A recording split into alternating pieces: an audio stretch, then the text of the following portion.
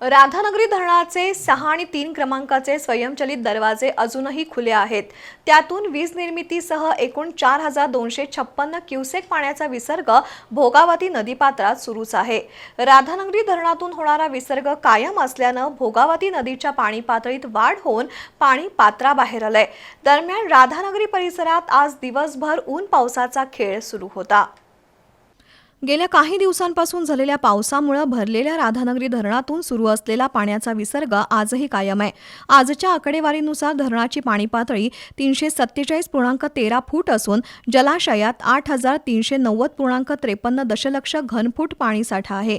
धरणाच्या स्वयंचलित दरवाजा क्रमांक 6 आणि 3 मधून 2856 क्युसेक तर पॉवर हाऊसमधून 1400 क्युसेक असा एकूण 4256 क्युसेक पाण्याचा विसर्ग भोगावती नदीपात्रात सुरू आहे।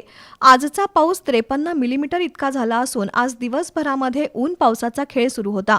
सध्या धरणाची परिस्थिती जैसे थे असून विसर्गात कोणताही बदल झालेला नाही। मात्र नदीच्या पाणी पातळीत वाढ असल्याने पाणी नदीपात्राच्या बाहेर असल्याने नदीकाठच्या गावातील नागरिकांनी सावध राहावं, नदीपात्रात जाणं टाळावं आणि प्रशासनाच्या सूचनांचं पालन करावं असं आवाहन करण्यात आलंय।